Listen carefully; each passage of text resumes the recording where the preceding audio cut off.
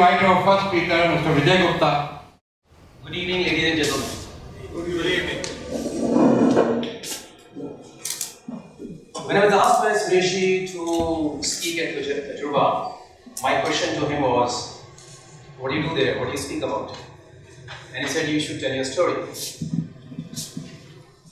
said, I don't have a story. He said, everybody has a story. Okay? I agreed to do that, and then I thought through what should be the format of this presentation. And someone told me, do it like a movie. Okay? So here I am to tell my story of how a stammering boy of slight build, standing now in front of you all fine people, speaking about learning. This is my story, my learning. So my earliest recollection of life started with a shock. I was 3.5 years old and I was trying to probably, out of curiosity, find out what goes into that electrical socket that makes the fan run. To my amazement, I was shocked, literally speaking. That was my first lesson. So my second learning, in those formative years, I don't know if you guys, most of you guys wouldn't even know what this is. This is a kerosene stove. So, like all kids of my age, I was 4.5 years old, you want to impress your parents, your siblings. So one fine day, a guest had come to visit my mother, and I went to the kitchen and found the kerosene stove, put a cup of utensil for the tea, made 2 cups of tea. I didn't know that this stove needs to be heated up before it can, really function well. So I made the tea, but because of the flames around it, it smelled of kerosene. That's my lesson number 2. And I would like to point out lesson number 3 on stealing. So, like all kids, you like candies. So, I think my father put money on, shelf. There's a paper and we used to put money underneath the shelf. So one fine day I just took 10 rupees note, went to the shop and says, give me 10 candies. In those days, one candy used to be 1 paisa. So 10 candies, 10 rupees. Okay. So I didn't know a distinction between what is the difference between paisa and a rupee. 10 rupees those days would be like 1,000 rupees now. So to cut the story short, obviously my parents came to know about it and I had a hard time, but I learned what stealing is all about. So I was the youngest sibling of 3 brothers, and I don't know how many of you are the youngest, but the youngest have a very tough time in fact. So they are the ones who get the used clothes, oldest family. So the eldest wears it, and then you get the old used clothes. You get the used books. So the books you got were all underlined and torn and all that. And you got ordered around. You tell your bhaiya, I got kitne marks aaye, acha theek hai, pani leke aaye. So you were always ordered around. But the good thing was, my parents had huge expectations from the earlier 2 siblings, earlier 2 brothers, with 0 delivery. So by the time I came along, they had 0 expectations. So that was a good thing, because then I was left to my mechanisms. Whatever I do, they were happy.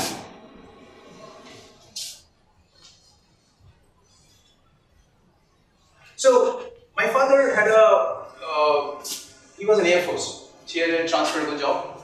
So every 2 years we had to pack our bags, move to a new city, which meant that leave my old friends, go to a new place, make new friends.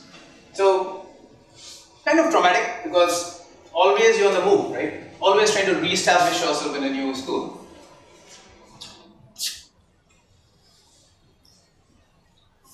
Along the way, I developed interest for comic books, reading. The good thing about moving around is you got to interact with people, with students from different cultures, different languages, and different backgrounds. So diversity. So that was something that allowed me to interact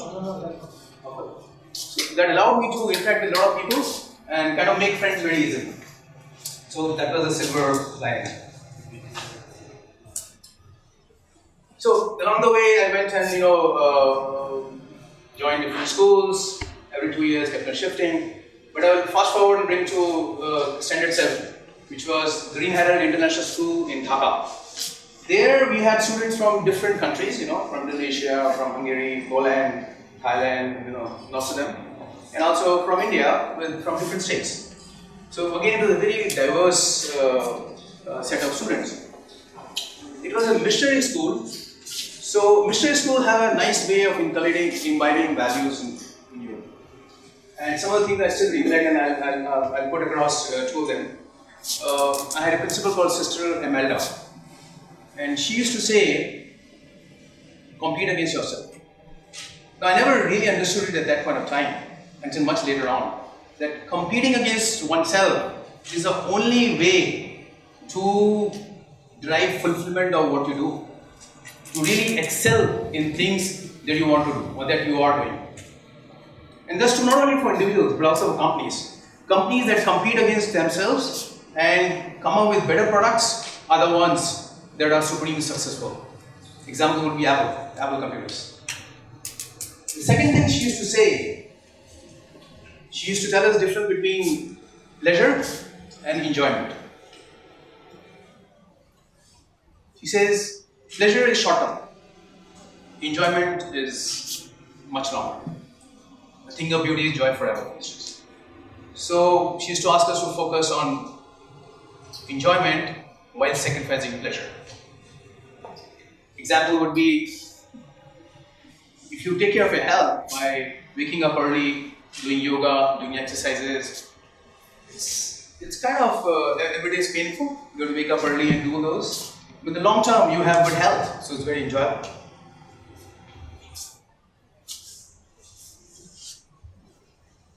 So those are once through that school, and I went on to do 9, 10, 11, and then in 11 in Kanpur, I got this bug of IIT, and we started preparing for IIT, and made it there, and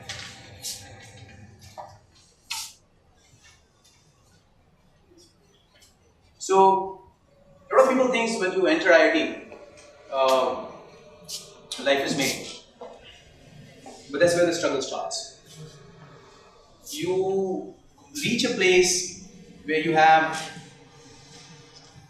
these multiple people, extremely talented, very hardworking, and day in, day out, you have to compete against themselves because it's a relative grading. And which means only those many percent of your top percent in this class will get A grade, and these many will get B grade. So it's a highly competitive environment. And people who are used to kind of doing very well and topping in their schools, when they reach there, it's sometimes very traumatic for them to be able to adjust to the fact that they're no longer at the top, but they are probably in the middle or the end. But overall, it was a great experience there. I had wonderful profs, and some of the profs were obviously up there. Some of the others combined jokes with study. So I had one prof, Dr. Ranganathan, and I still remember him very much because he used to make teaching very interesting. So he used to teach us Chemistry 101. So he used to start the day with a joke. And I still remember that joke which I'm going to come up now. So he recited, he said these were days when Englishmen were in Africa colonizing different countries. So one of the natives, African natives, he approached an Englishman and said, "You guys think you're very smart. Okay, why don't you answer this question?" Okay, go ahead. So the native asked, "What is that thing that is green in color, hangs from the wall and says chi chi chi?" Englishman thought for a while. Then I give up. What's the answer? The native says, "It's a fish." He turns around, he says, "But it's not green in color." The native says, "Painted green." He said, "But it doesn't hang from the wall." He said, "You hang it from the wall." "But it doesn't say chi chi chi." He said, that part I added to confuse you all. So, and second time, he came in. I don't know if you heard of Rubik's Cube. How many heard of Rubik's Cube? Okay. So our time used to be a craze. Everybody used to be, like nowadays you see people on phone. That time we used to see people with Rubik's Cube, in train, everywhere. So he brought a bag. He took out a Rubik's Cube. He said, this is a problem that everybody's trying to solve.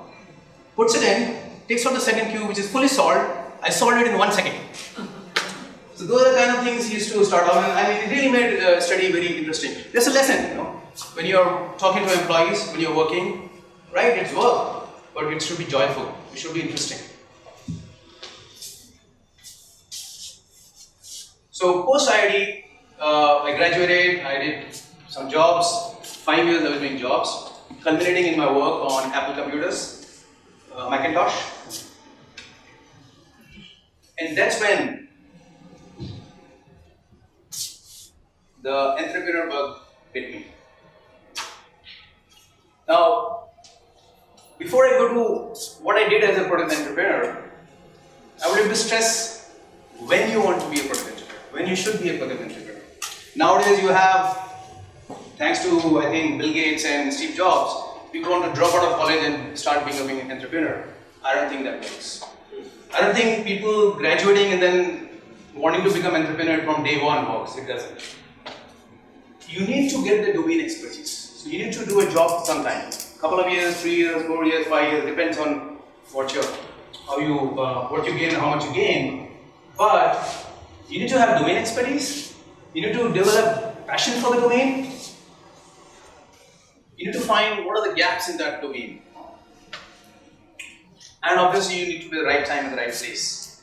So in our case, we were on Apple computers. Microsoft or Windows was just coming in.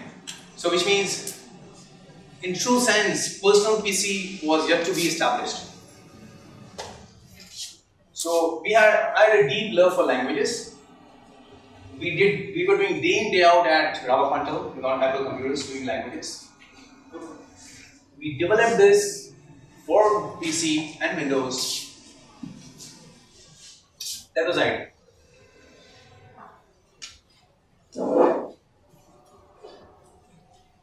So okay, you have an idea.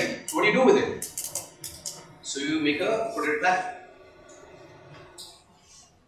What is a product plan? You need to talk about, you need to think through what money you need, what resources you need, what kind of technological partnership you need, what is your go-to market strategy.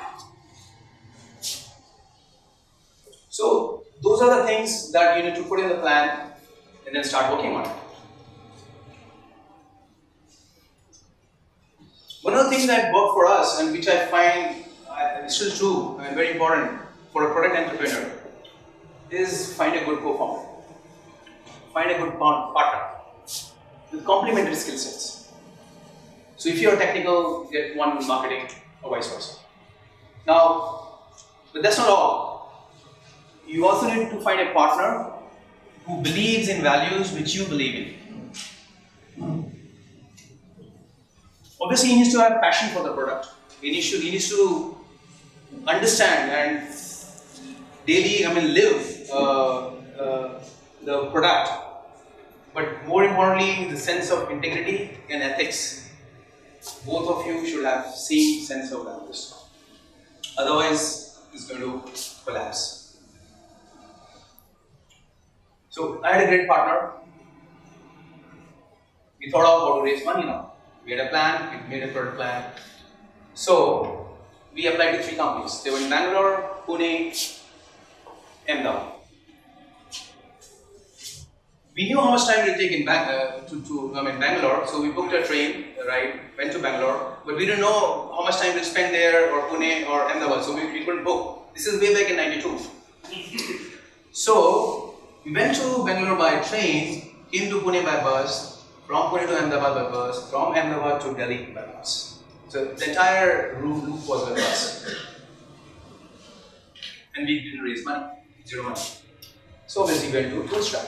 So we went ahead and developed our own product. So we had to work on projects, get money, put it back into the product.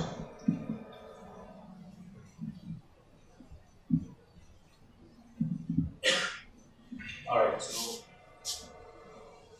there's some problem here with the slides.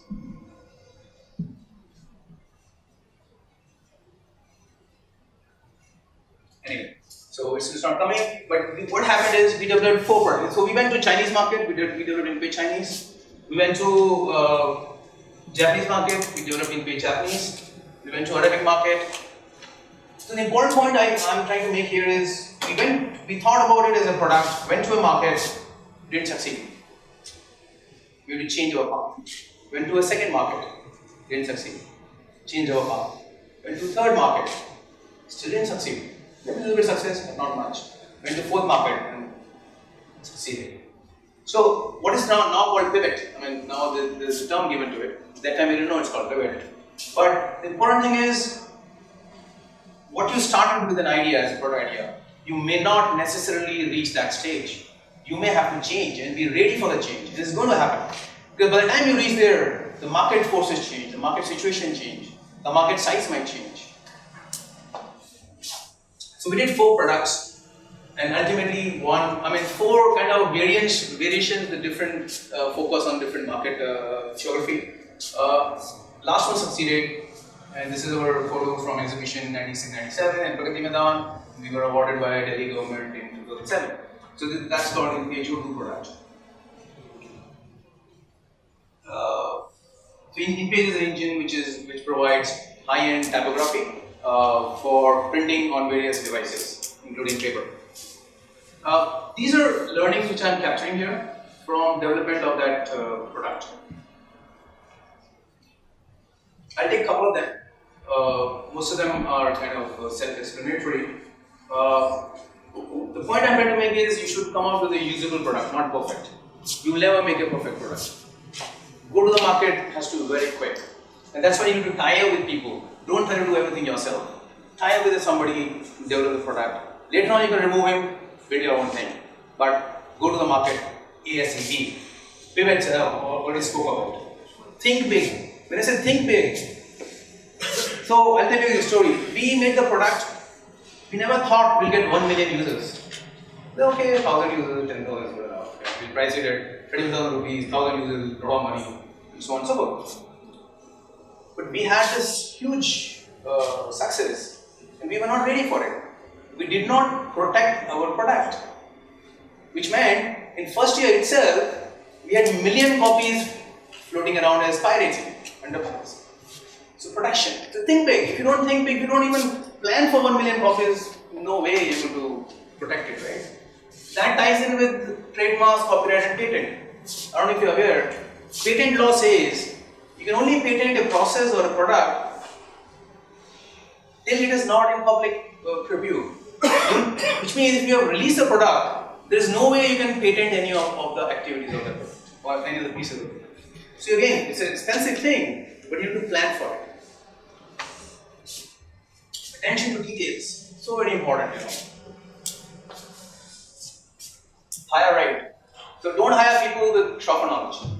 I don't know if you know what shopper knowledge is. So I'll recite an incident.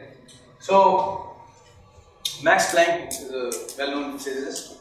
He received Nobel Prize for quantum mechanics. So in 1918, he received that award. And obviously being a Nobel laureate, he was called for speaking at various locations in Germany. So his chauffeur used to drive him around and used to hear the speech day in, day out. One fine day, they were going to Munich, and the chauffeur said, "Sir, aren't you bored of speaking the same thing again and again?" He said, "Yeah, I'm kind of tired." He said, "Let's add some variety. What did I speak? Because I know almost the same thing as you. As you know, I'll speak and you can don my chauffeur hat and sit in the front seat." He agreed. This guy gave a speech, standing ovation. Unfortunately, one of the guys stood up and asked a question. Chauffeur said, "In this great city of Munich, I don't even think that people ask such a simple question. Even my chauffeur can answer that question." So, beware of hiring people with chauffeur knowledge. Right? How do you know? You will know. I mean, as I experienced it, person who knows things will say, "I don't know," when it doesn't know. Person with chauffeur knowledge will never say, "I don't know." He'll try to explain everything. You ask him about nuclear science, he'll tell you what nuclear science is, even though you will not know ABC. I think last is very important. In Delhi, we said no problem. I'm sorry? In Delhi, we said no problem. Yeah. Get a buy-in from your family. Because that's the key. If you don't get a buy-in from the family, it's not going to happen. So again, I'll describe an incident. We were doing this product, earning money, putting into the product, earning money, putting into the product. One fine day, we wanted to, we didn't have milk for our daughter. And in DDA colony, we were staying in DDA colonies, you have these gobis, behind every block of flats. So his name was Raju, I still remember his name. So we had to borrow 10 rupees from him to get milk so that we could feed our daughter. So, if your family is not willing to do that, hard luck. There, I have my wife joining me, Dr. Vijay Gupta. Please give her a big hand. She was always.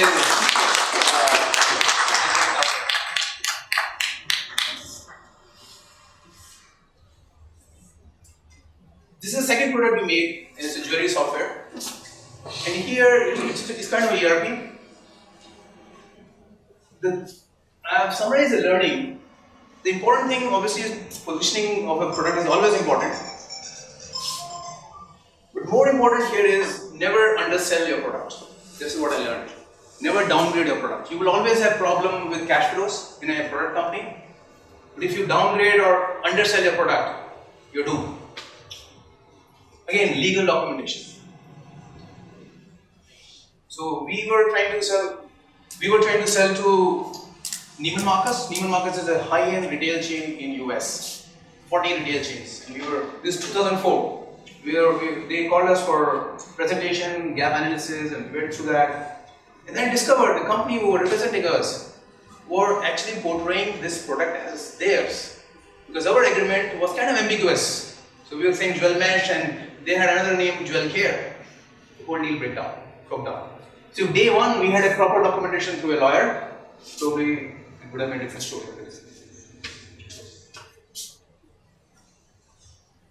Okay, so from then, 2007, we moved to a service entrepreneur, founded this company, Think Future Technologies, where I'm still the CEO and founder. And these are some of our learnings. The important thing here is number two and the last one. So obviously this is between employees and customers. So in service company you have customers and then your employees servicing the customers. You need to have people with ownership mentality. The problem is how do you get those people? And what I found, like with partnership, you hire a partner, you partner with somebody who has same beliefs as you, who believe in what you believe. Same way you need to do with this. You need to find employees, not necessarily technically, but about life, their views on life, their views on ethics, integrity, their views on social. So if you match those, you will get people who will be willing to spend that extra time, go that extra mile to provide service that wows your customer, which is what you're trying to do in the service industry. Finally,